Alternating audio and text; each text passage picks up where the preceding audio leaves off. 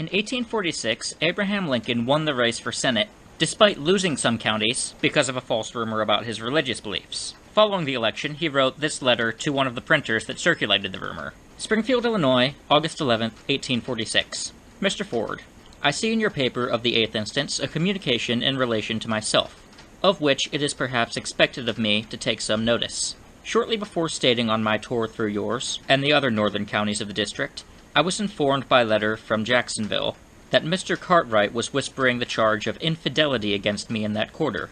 I at once wrote a contradiction of it, and sent it to my friends there, with the request that they should publish it or not, as in their discretion they might think proper, having in view the extent of the circulation of the charge, as also the extent of credence it might be receiving. They did not publish it.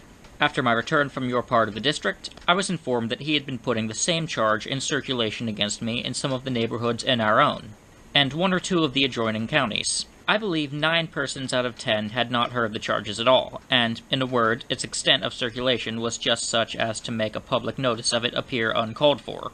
Well, it was not entirely safe to leave it unnoticed. After some reflection, I published the little handbill, herewith enclosed, and sent it to the neighborhoods above referred to. I have little doubt now that to make the same charge, to slyly sow the seed in select spots, was the chief object of his mission through your part of the district, at a time when he knew I could not contradict him, either in person or by the letter before the election. And from the election returns in your county, being so different from what they are in the parts where Mr. Cartwright and I both are well known, I incline to the belief that he has succeeded in deceiving some honest men there.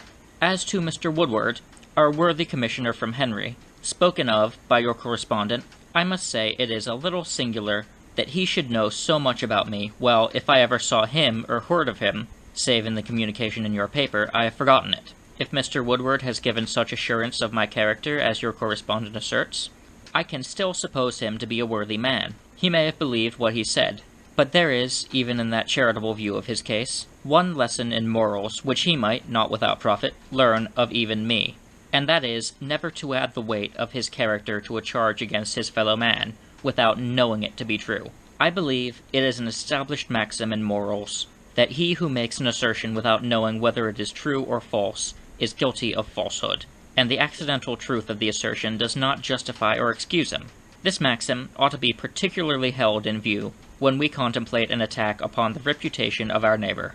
I suspect it will turn out that Mr. Woodward got his information in relation to me from Mr. Cartwright, and I hear ever that he, Cartwright, never heard me utter a word in any way indicating my opinions on religious matters in his life. It is my wish that you give this letter, together with the accompanying handbill, a place in your paper. Yours truly, Lincoln.